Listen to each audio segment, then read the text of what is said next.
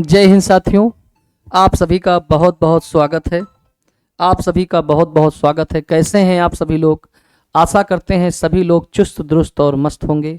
बताओ भाई, क्या चल रहा है? कैसे हो आप सभी? तैयारी बेहतर चल रही है कि नहीं? हमने आपको बताया था कि जितनी इकोनॉमिक्स पढ़ाई है उससे जितने भी बनने वाले क्वेश्चन हैं वे सब आपको पूरे कराए जाएंगे। इसके बाद ही थ्योरी की क्लास शुरू होगी। ठीक है, हमने लगभग इकोनॉमिक्स की आधी से ज़्यादा थ्योरी क्लास आपको पढ़ा दिया है और बच्चे बराबर कह रहे थे कि सर इसके क्वेश्चन करा दीजिए, कैसे क्वेश्चन पूछे जाते हैं। तो उसी को लेकर हम आए हैं। जैसे क्वेश्चन पूछे जाते हैं वैसे ही क्वेश्चन आपको देखने को मिलने वाले हैं। ठीक है, बहुत बढ़िया। आप सभी लोग बहुत बढ़िया, आप सबका इतना आदर सम्मान और प्यार है, जिससे और क्या चाहिए, इससे ज़्यादा और क्या चाहिए हमें, है ना। आपको फ्री में फ्री ऑफ कास्ट क्लास दी जाती है, कोई चार्ज नहीं लिया जाता है। बस आपको केवल बेहतर तरीके से पढ़ना है। ठीक है, आपको बेहतर तरीके से तैयारी करना है और कुछ नहीं। ठीक है, बहुत अच्छी बात। बताओ भाई, कोई समस्या अगर इतने में अभी तक कोई समस्या आई हो तो आप कमेंट बॉक्स में कमेंट कर सकते हैं, जिससे आपकी द्वारा जो बताई गई या जो समस्याएं हैं उसको हम दूर कर सकें। बोलो भाई, सब कुछ सही है, बेहतर है, लल्लन टाप है, बहुत अच्छे। तो शुरुआत किया जाए। आपकी स्क्रीन पे 26 नंबर क्वेश्चन दिया हुआ है। इससे पहले हमने 25 क्वेश्चन आपको बेहतर तरीके से कराए थे। अब इसका पहला क्वेश्चन, इस स्लाइड का पहला क्वेश्चन आप देखिए। यदि एक दी हुई समयावधि में, क्या है क्वेश्चन? यदि एक दी हुई समयावधि में, माने समय में, है ना, समयावधि में कीमतें तथा मौद्रिक आय, कीमतें तथा मौद्रिक आय दोनों दोगुनी हो जाएं तो वास्तविक आय क्या होगी? दोगुनी हो जाएगी, आधी रह जाएगी, अपरिवर्तित रहेगी। कीमतें वास्तविक आय को प्रभावित नहीं करती हैं। बहुत बढ़िया। बताओ भाई, जल्दी बताओ। सभी बहना, सभी भैया, सभी मुन्ना बताएंगे। बोलो भाई, आंसर क्या होगा इसका? बोलो भाई। तो आंसर आपके आने चाहिए। यदि एक दी हुई समयावधि में कीमतें तथा मौद्रिक आय, कीमतें तथा मौद्रिक आय दोनों दोगुनी हो जाएं तो वास्तविक आय पर क्या प्रभाव पड़ेगा? कोई प्रभाव नहीं पड़ेगा। आप क्या कहोगे? आप परिवर्तित रहेगी। क्या कहोगे? आप परिवर्तित रहेगी। इतनी बात तो आपकी समझ में आई गई होगी। बहुत बढ़िया। अगले क्वेश्चन की ओर चलते हैं। निम्न में से किस एक से समावेशित विकास को बढ़ाने की आशा नहीं की जाती है? निम्न में से किस एक से समावेशित विकास की को बढ़ाने की आशा नहीं की जाती है? सभी बच्चे बताएं। बहुत बढ़िया। कमेंट में आप सभी के आंसर आ रहे हैं। लल्लन टाप आप सभी लोग बता रहे हैं। बहुत बढ़िया। बताओ भाई, निम्न में से किस एक से समावेशित विकास को बढ़ाने की आशा नहीं की जाती है? समावेशित विकास क्या होता है? समावेशित विकास क्या होता है? बताओ भाई, समावेशित विकास क्या होता है? ऐसा विकास जिसमें हम प्रकृति का पूर्ण रूप से दोहन करते हुए और उसकी सुरक्षा करते हुए आने वाली पीढ़ी के लिए उसको बचाए रखना, जिससे आने वाली जो पीढ़ी है वो भी इसका लाभ ले सके। ऐसी विकास को क्या कहते हैं? समावेशित विकास कहा जाता है। और इसमें और क्या बात होती है? इसमें जो गरीब तबके के लोग हैं, जो इससे विकास से छूटे हैं या पीछे हैं या पिछड़े एरिया से बिलोंग करते हैं या पिछड़े हैं समाज में, उनको भी साथ में लेकर उनका भी विकास किया जाए, ऐसा विकास कहलाता है समावेशित विकास। तो पूछा गया, निम्न में से किस एक से समावेशित विकास को बढ़ाने की आशा नहीं की जाती है? कृषकों को पर्याप्त साख, इससे भी की जाती है। कृषि विकास करोगे तो समावेशित विकास होगा, ग्रामीण विकास करोगे तो और अच्छा रहेगा। तो इसका पूछा गया कि बढ़ाने के लिए आशा नहीं की जाती है, तो राष्ट्रीय आय की ऊंची वृद्धि दर से इसका कोई संबंध नहीं है। जरूरी नहीं कि राष्ट्र की आय की ऊंची वृद्धि दर हो रही है तो गरीब तबके के लोग या सब साथ में बढ़ रहे हो, ऐसा नहीं है। ठीक है, इसलिए आप इस बात को ध्यान रखना कि किसमें समावेशित को बढ़ाने की आशा नहीं की जाती है। तो आप बताओगे राष्ट्रीय आय की ऊंची वृद्धि दर, ये इसका आंसर हो जाएगा। इसके अंतर्गत। ठीक है, इसका आंसर ये होगा। अगले क्वेश्चन की ओर चलते हैं। भारत में कर्मचारियों के महंगाई भत्ते के निर्धारण का आधार क्या है? बहुत बढ़िया, बहुत बेहतर क्वेश्चन, लल्लन टॉप क्वेश्चन ये आपसे पूछा गया है। बताओ भाई, भारत में कर्मचारियों के महंगाई भत्ते के निर्धारण का आधार क्या है?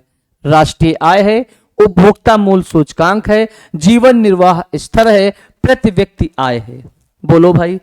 30 सेकंड का हम समय आपको हमेशा देते हैं, वैसे हर क्वेश्चन में आपको 20 से 30 सेकंड का समय मिलता है। इसके लिए आप तैयार रहें और आंसर करें। बोलो भाई।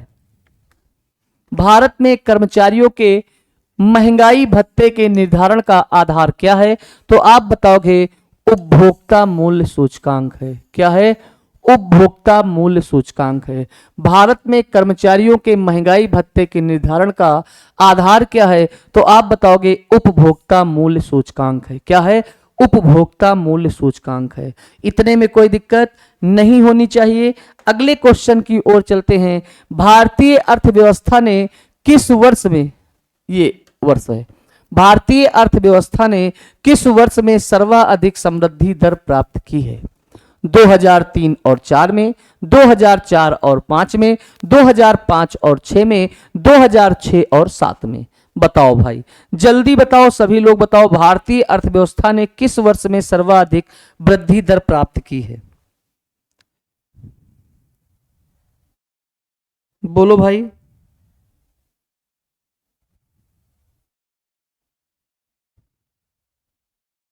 आपके सामने क्वेश्चन है, भारतीय अर्थव्यवस्था ने किस वर्ष में सर्वाधिक समृद्धि दर प्राप्त की है? तो आप बताओगे 2006 और 7 में। क्या बताओगे? भारतीय अर्थव्यवस्था ने किस वर्ष में सर्वाधिक समृद्धि दर की प्राप्त की?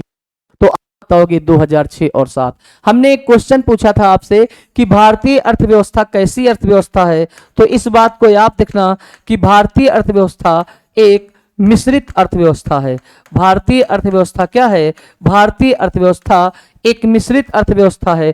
और मैंने बताया था कि मिश्रित अर्थव्यवस्था क्या होती है, तो आपने पढ़ा होगा समाजवादी अर्थव्यवस्था, समाजवादी अर्थव्यवस्था प्लस पूंजीवादी अर्थव्यवस्था प्लस पूंजीवादी अर्थव्यवस्था, ये दोनों आपने पढ़ा होगा। पढ़ा है कि नहीं? बताओ भाई। इन दोनों को ही मिला के कौन सी अर्थव्यवस्था बनती है? मिश्रित अर्थव्यवस्था बनती है। और मिश्रित अर्थव्यवस्था का प्रचलन कहाँ है?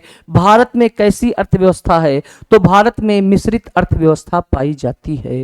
बोलो सही है कि नहीं? बहुत बढ़िया। अगले क्वेश्चन की ओर हम लोग चलते हैं। अगला क्वेश्चन आपके सामने है। बताओ भाई, अगले क्वेश्चन की ओर बोलो।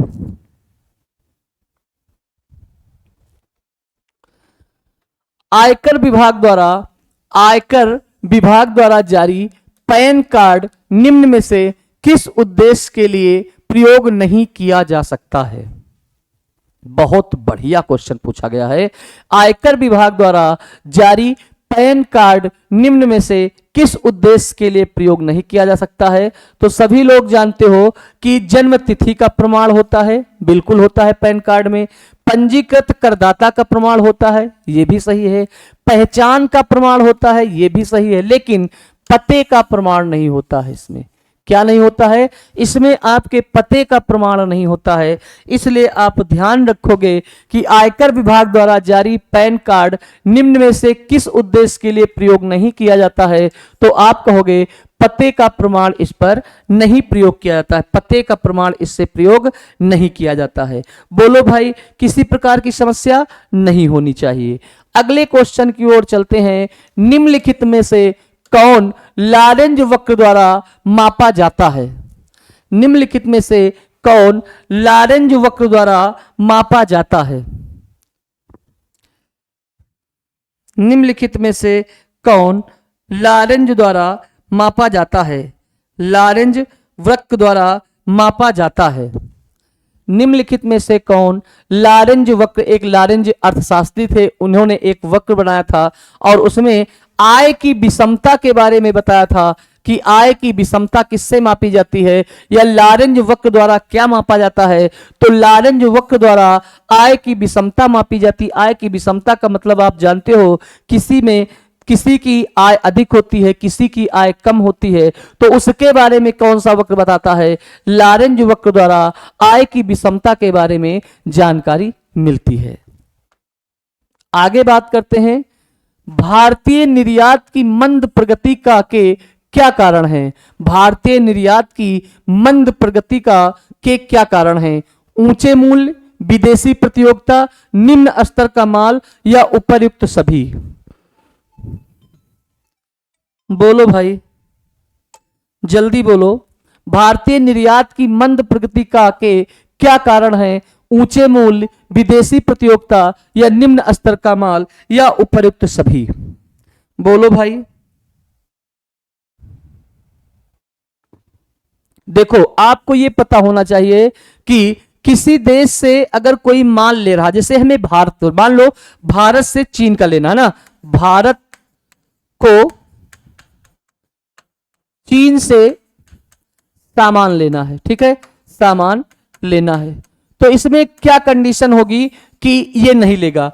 अगर चीन जो है भारत को महंगा देगा तब भारत नहीं लेगा, ठीक, महंगा देगा तब नहीं लेगा।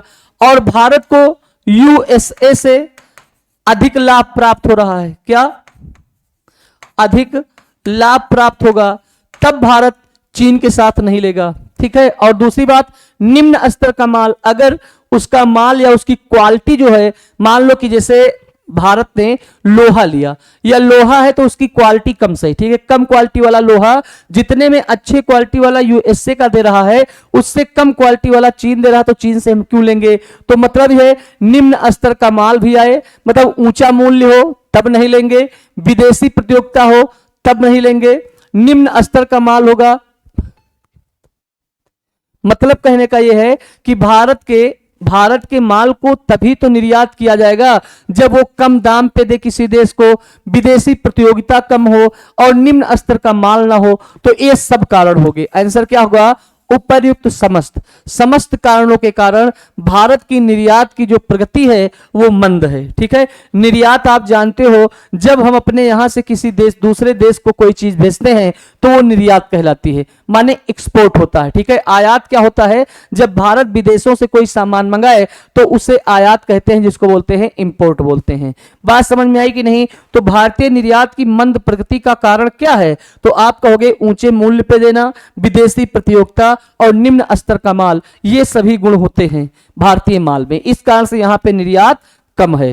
राजकोषीय नीति का विधान है, राजकोषीय नीति का विनिधान है, राजकोषीय नीति का विनिधान है, बताओ भाई क्या है।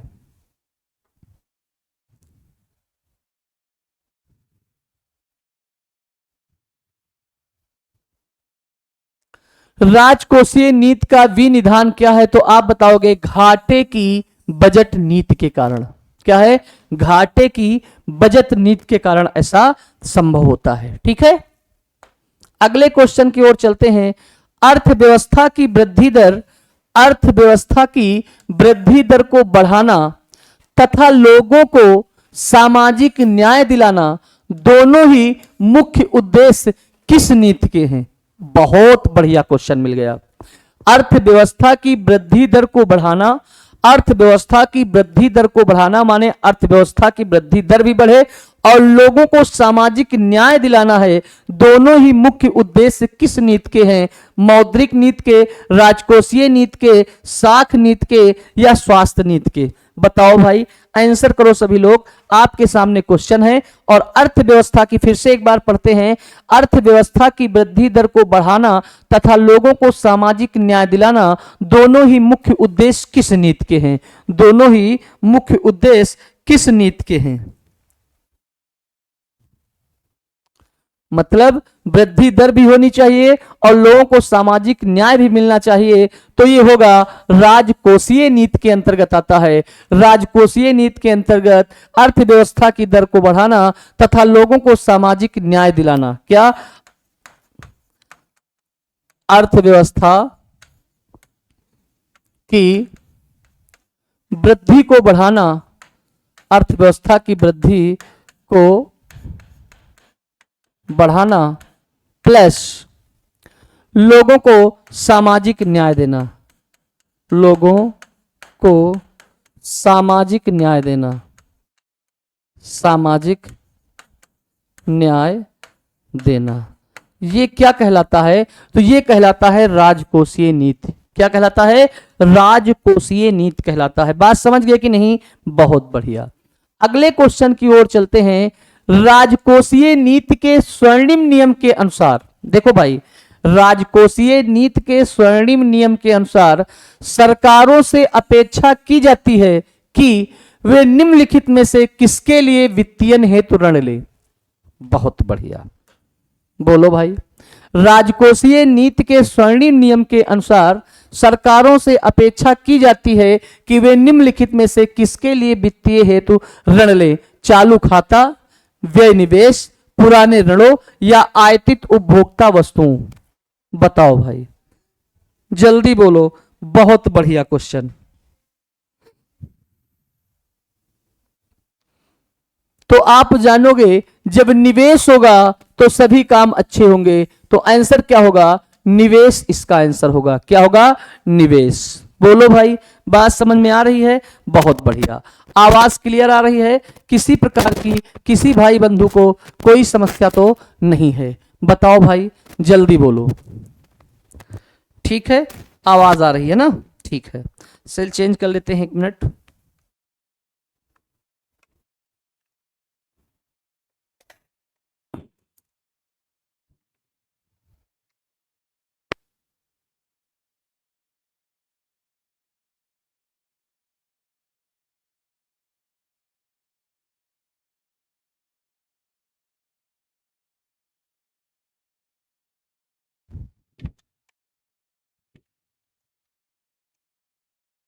आ रही ना आवाज? ठीक है, बहुत बढ़िया। ठीक,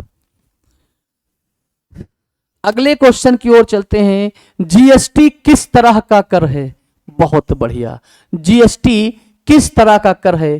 प्रत्यक्ष कर, अप्रत्यक्ष कर, वस्तुओं एवं सेवाओं के प्रकार पर निर्भर करता है, वस्तुओं एवं सेवाओं के प्रकार पर निर्भर करता है, या उपर्युक्त में से कोई नहीं।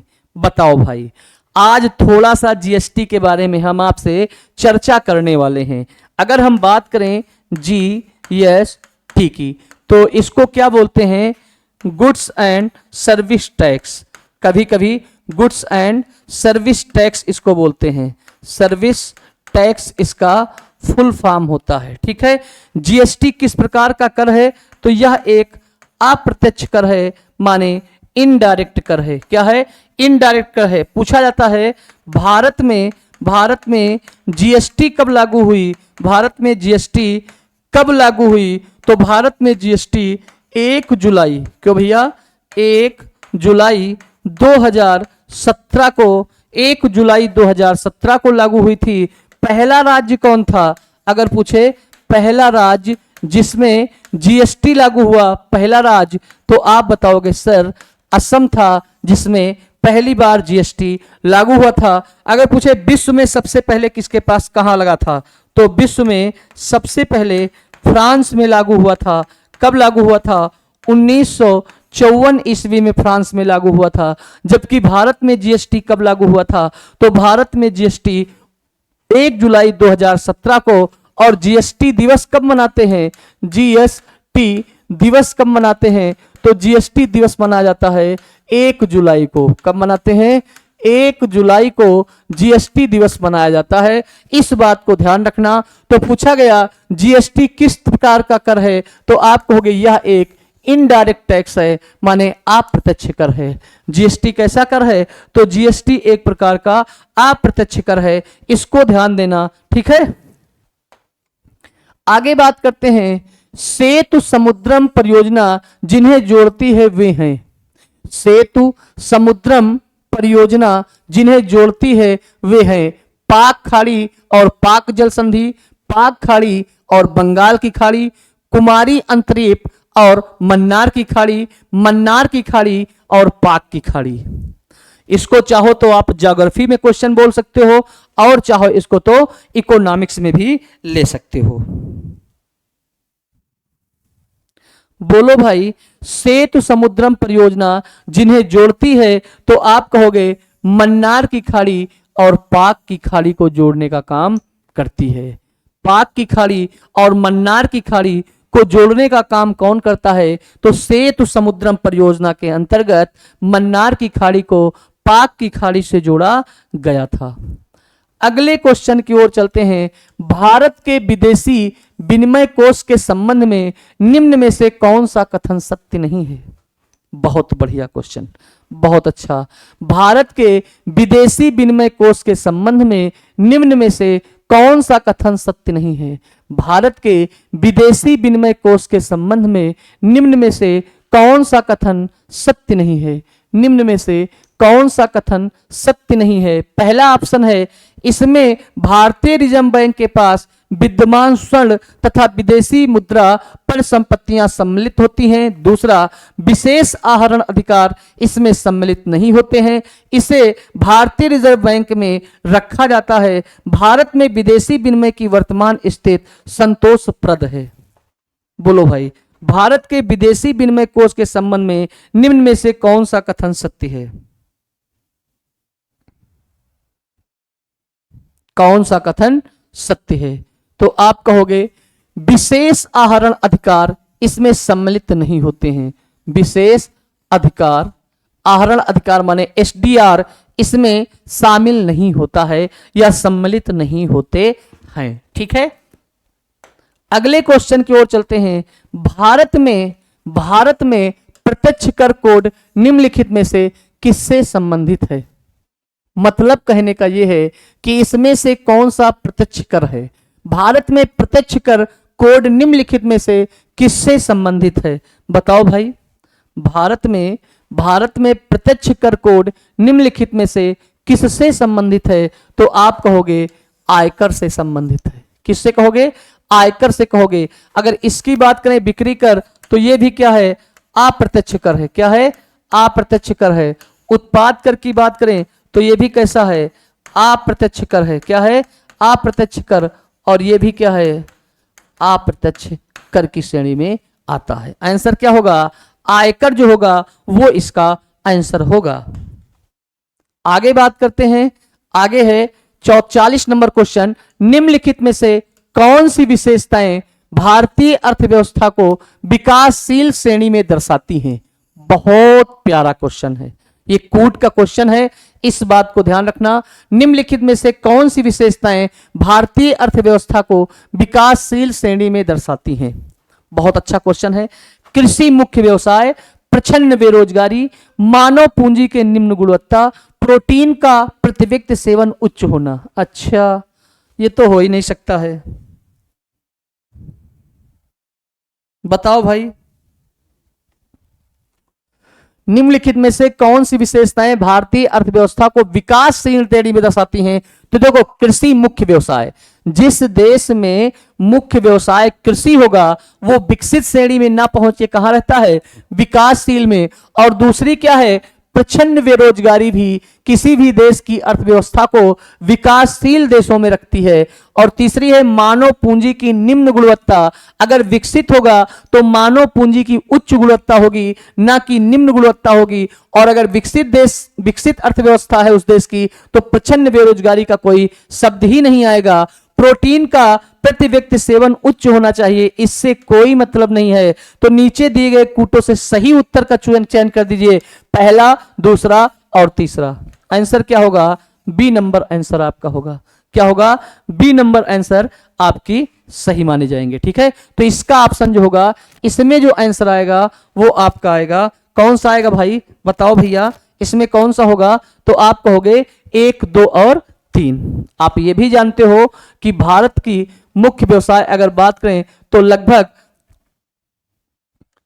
52 से 58% लोग किसमें लगे हुए हैं?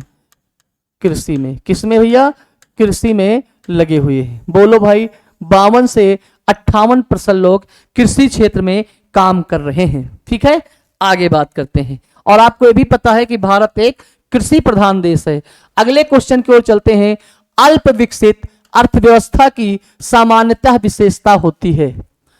अल्प विकसित माने विकसित तो नहीं है लेकिन विकासशील भी नहीं है, ठीक है, न वो विकसित है और न विकासशील है, मतलब भारत से अच्छे हैं। बात समझ रहे हो, भारत से अच्छे हैं, अमेरिका से खराब हैं, वो होते हैं अल्प विकसित अर्थव्यवस्था की सामान्यतः विशेषता होती है। प्रति व्यक्ति निम्न आय, पूंजी निर्माण की निम्न दर, निम्न आश्रितता अनुपात, तृतीय क्षेत्र में अधिक कार्यबल शक्ति का होना। नीचे दिए गए कूटों से सही उत्तर का चयन कीजिए। नीचे दिए गए कूटों का प्रयोग कीजिए आप सही उत्तर का।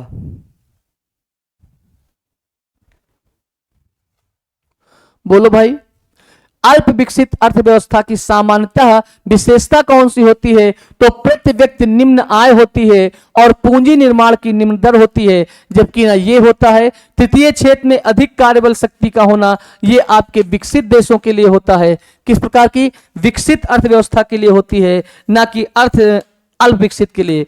ये विकसित अर्थव्यवस्था में आती है, विकसित अर्थव्यवस्था में, ठीक है, ये विकसित अर्थव्यवस्था में आती है। जबकि आपसे पूछा क्या है, अल्प विकसित की बात करें तो क्या कहीं 1 और 2 मिल रहा है? जी बिल्कुल, इसमें प्रति व्यक्ति निम्न माने प्रति व्यक्ति आय निम्न होती है और पूंजी निर्माण की दर भी निम्न होती है। बताओ भाई, इतने में कोई दिक्कत किसी प्रकार की नहीं? आवाज आ रही है? कोई दिक्कत नहीं? बहुत अच्छे, बहुत अच्छे।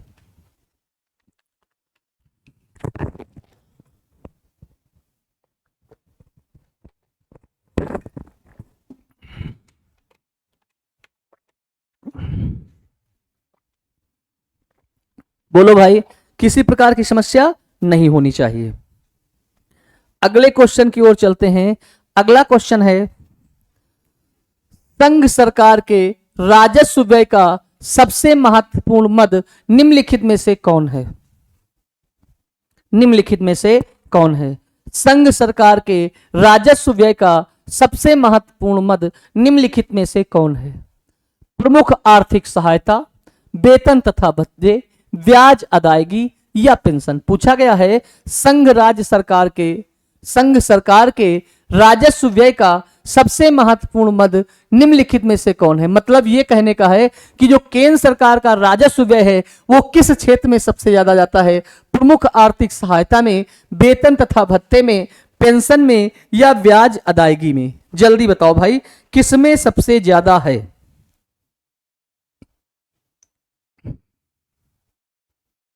बोलो भाई, क्या बताओगे? तो सभी लोग जानते हो संघ सरकार के राजस्व व्यय का सबसे बड़ा महत्वपूर्ण मद कौन सा है? तो ब्याज अदायगी होता है। पेंशन में नहीं जाता है, वेतन तथा भत्ते में नहीं जाता है, प्रमुख आर्थिक सहायता में नहीं जाता है, सबसे ज्यादा व्यय कहां होता है? ब्याज अदायगी में होता है। बात समझ पाए कि नहीं? बोलो भाई, अगले क्वेश्चन की ओर चलते हैं। परिमाणात्मक साख नियंत्रण की विधि निम्नलिखित में से कौन सी नहीं है? परिमाणात्मक साख नियंत्रण की विधि निम्नलिखित में से कौन सी नहीं है? बैंक दर तुलना, परिवर्तनशील कोष अनुपात, खुली बाजार कार्यवाही या साख की राशनिंग? बोलो भाई, परिमाणात्मक साख नियंत्रण की तिथि विधि निम्नलिखित में से कौन नहीं है? बैंक दर तुलना, परिवर्तनशील कोष, खुली बाजार कार्यवाही या साख की राशनिंग? कौन सी निम्नलिखित में से नहीं है? परिमाणात्मक साख नियंत्रण की विधि निम्नलिखित में से कौन सी नहीं है? तो आंसर आएगा साख की राशनिंग। अच्छा, बैंक की साख क्या होती है? बैंक की साख जानते हो क्या होती है? बैंक की साख क्या होती है? बैंक साख अगर बात किया जाए बैंक साख की, है ना, तो बैंक साख का मतलब ये होता है कि जैसे मान लो किसी व्यक्ति ने, किसी उपभोक्ता ने या किसी ग्राहक ने या बैंक ग्राहक ने अपने पैसे को जमा कर दिया, भाई 2 लाख रुपए आप रखो हमारे, ठीक है, जब हमें जरूरत पड़ेगी तो हम आसानी से आपसे निकाल लेंगे। और कोई व्यक्ति 2 साल बाद, 1 साल बाद उस पैसे को लेने जाए, तो जिस दिन वो लेने जाए ना मिले, आधा तीहा मिले, है ना, टाइम से पैसा ना मिले, तो इस प्रकार से बैंक की साख क्या होती है? खराब हो जाती है। तो पूछा गया साख की राशनिंग का, इसका आंसर होगा साख की राशनिंग। अगले क्वेश्चन की ओर चलते हैं। जब सरकार की वर्तमान आय अपने मौजूदा खर्च की तुलना में कम होती है। बहुत बढ़िया। जब सरकार की वर्तमान आय अपने मौजूदा खर्च की तुलना में कम होती है तो उसे क्या कहते हैं? राजस्व घाटा, राजकोषीय घाटा, प्राथमिक घाटा और बजट घाटा। अच्छा, होगा तो घाटा ही, क्योंकि जितना कमा रहे हो उससे ज्यादा आपका खर्च है तो आपकी सरकार घाटे में तो रहेगी। लेकिन अब इसमें से कौन सा आंसर होगा, बताओ भाई, बोलो भाई, सभी लोग बोलेंगे।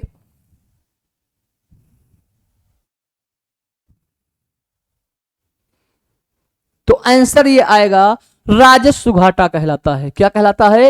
राजस्व घाटा। यदि सरकार की वर्तमान आय अपने मौजूदा खर्च की तुलना में कम होती है तो उसे क्या कहते हैं? उसे राजस्व घाटा कहा जाता है। क्या कहते हैं? राजस्व घाटा कहा जाता है। बोलो भाई, कोई दिक्कत नहीं। अगले क्वेश्चन की ओर चलते हैं। अगला क्वेश्चन है आपका, भारत सरकार की राजकोषीय नीति माने फिजिकल पॉलिसी। ठीक है, भारत सरकार की राजकोषीय नीति का निम्न में से कौन एक उद्देश्य नहीं है? पूर्ण रोजगार, मूल्य स्थिरता, अंतरराज्यीय व्यापार का नियमन जिसको regulation of inter and state trade बोलते हैं, धन तथा आय का न्यायोचित वितरण, equitable distribution of wealth and income. बोलो भाई, भारत सरकार की राजकोषीय नीति का निम्न में से कौन सा एक उद्देश्य नहीं है? बहुत प्यारा क्वेश्चन है। आप सभी लोग प्यारे प्यारे तरीके से आंसर बताओ। भारत सरकार की राजकोषीय नीति का निम्न में से कौन सा एक उद्देश्य नहीं है? तो कौन सी सरकार चाहती है? पूर्ण रोजगार, फुल एम्प्लॉयमेंट, ये नहीं है। ठीक है, कितना भी हो जाए पूर्ण रोजगार नहीं मिल सकती है। किसके द्वारा? भारत सरकार के द्वारा। सबसे बड़ी समस्या तो रोजगार की है। कितने लोग बेरोजगार घूम रहे हैं, है ना? तो पूर्ण रोजगार इसमें नहीं आता है। अगले क्वेश्चन की ओर चलते हैं। केंद्र सरकार के बजट में चालू खातों में व्यय का सबसे बड़ा मद क्या है? अभी हमने बताया था केंद्र सरकार के बजट में चालू खातों में व्यय का सबसे बड़ा मद है। चालू खाते में व्यय का सबसे बड़ा मद कौन सा है? तो अभी आपने इससे 2-3 क्वेश्चन पहले पढ़ा था, वहां पे संघ सरकार थी, यहां पे केंद्र सरकार है, बात तो एक ही है। क्या आंसर आएगा? ब्याज भुगतान मद सबसे बड़ा है। क्या है? ब्याज भुगतान मद सबसे बड़ा है। किसका? केंद्र सरकार का। बोलो भाई, कोई दिक्कत नहीं। अगले क्वेश्चन की ओर चलते हैं। सामान्य वित्तीय विधायन में चरण सम्मिलित हैं। बजट का प्रस्तुतिकरण, बजट पर चर्चा, विनियोग विधेयक को पारित करना, लेखा अनुदान, वित्त विधेयक को पारित करना। नीचे दिए गए कूट से सही उत्तर का चयन कीजिए।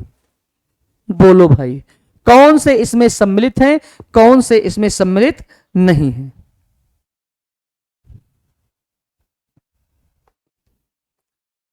बजट का प्रस्तुतिकरण सामान्य वित्तीय विधायन में चरण में बिल्कुल बजट का प्रस्तुतिकरण इसमें सम्मिलित है। ठीक है, बजट पर चर्चा भी होती है, बिल्कुल। विनियोग विधेयक को पारित भी करना होता है, बिल्कुल। लेखा अनुदान ये इसमें नहीं होता है। वित्त विधेयक को पारित करना 1 2 3 5 ये आंसर सही होगा। बजट का प्रस्तुतिकरण, बजट पर चर्चा, विनियोग विधेयक को पारित करना और वित्त विधेयक को पारित करना, ये इसके आपके चर्चे दिखाई देंगे या इसमें इन चरणों में सम्मिलित रहेंगे। अगले क्वेश्चन की ओर चलते हैं। अगला क्वेश्चन आप लोग देखिए और आंसर करिए।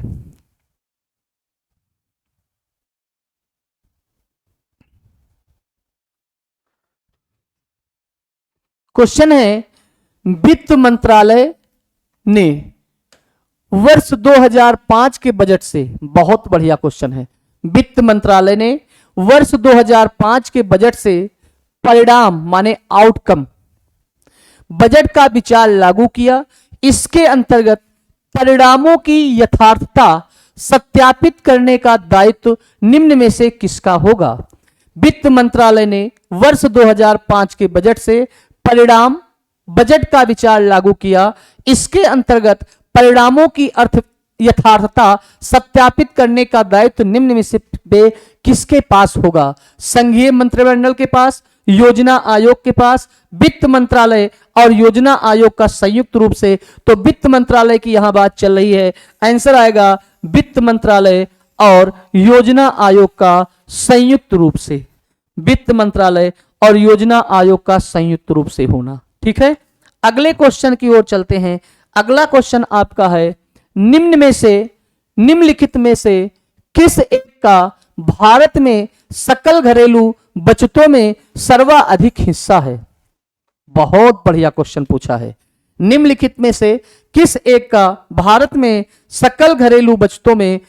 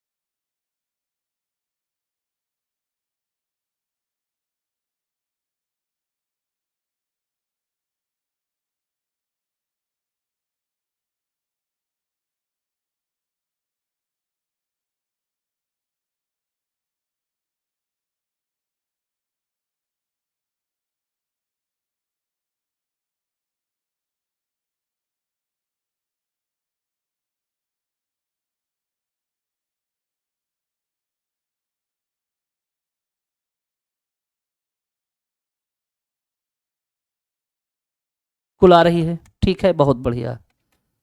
ठीक भाई, आवाज चली जाती है, सेल डाउन हो जाते हैं ना। ठीक है, अगले क्वेश्चन की ओर चलते हैं। अगला क्वेश्चन है आपका, भले खानुदान संघ सरकार को अनुमति प्रदान करता है, किसकी अनुमति प्रदान करता है? सार्वजनिक ऋण लेने के लिए, भारतीय रिजर्व बैंक से धन उधार लेने के लिए, राज्यों को अनुदान प्रदान करने के लिए, निश्चित अवधि के लिए, भारतीय संचित निधि से धन निकालने के लिए। बोलो भाई, बहुत बढ़िया क्वेश्चन मिल गया। एक बार फिर से अच्छे क्वेश्चन की ओर चलते हैं। बोलो भाई,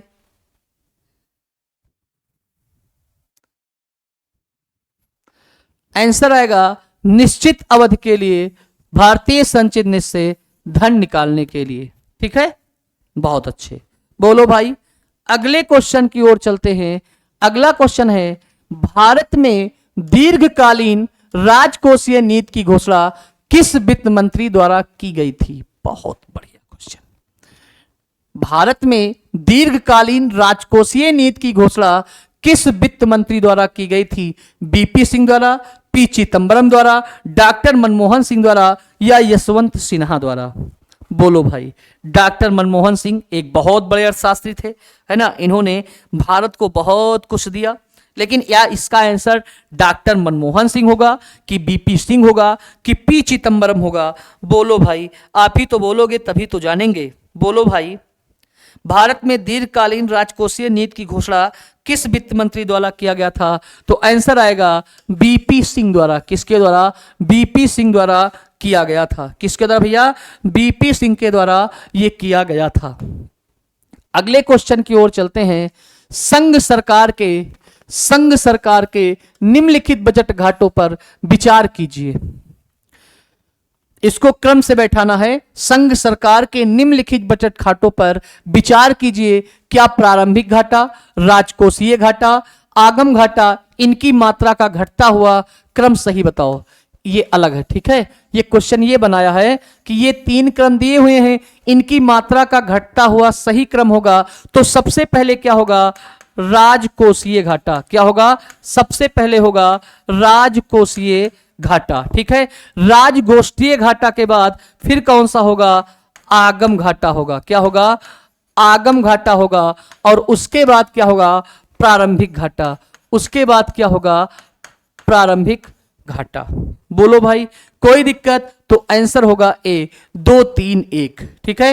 राजकोषीय घाटा, आगम घाटा और प्रारंभिक घाटा इसके अंतर्गत आएंगे। बोलो भाई, किसी प्रकार की समस्या नहीं होनी चाहिए। अगले क्वेश्चन की ओर चलते हैं। अगला क्वेश्चन है आपका, बोलो जल्दी, अगला क्वेश्चन कौन सा है?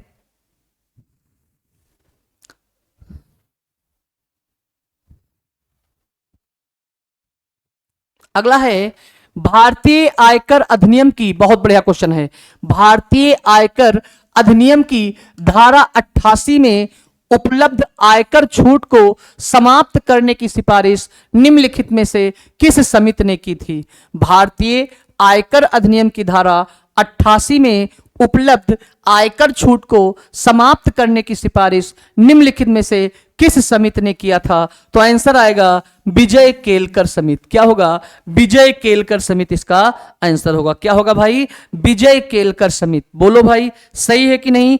अगले क्वेश्चन की ओर चलते हैं। अगला है, निम्न में से कौन सा कर खरीदारों के लिए प्रत्यक्ष रूप से वस्तुओं के मूल्यों की वृद्धि नहीं करता है?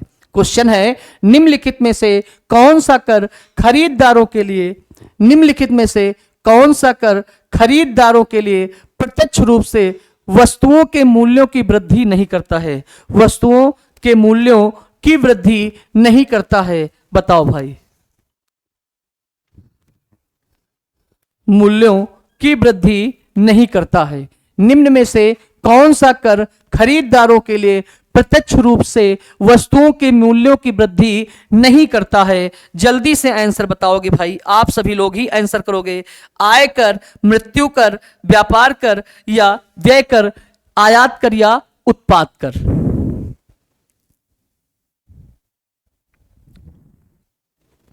तो आंसर आएगा इसका आयकर। क्या बताओगे? इसका आंसर जो होगा वो निम्नलिखित में से कौन सा कर खरीदारों के लिए प्रत्यक्ष रूप से वस्तुओं के मूल्यों की वृद्धि नहीं करता है? आंसर आएगा आयकर। अगले क्वेश्चन की ओर चलते हैं। निम्न में से कौन सा अप्रत्यक्ष कर है? बहुत बढ़िया क्वेश्चन।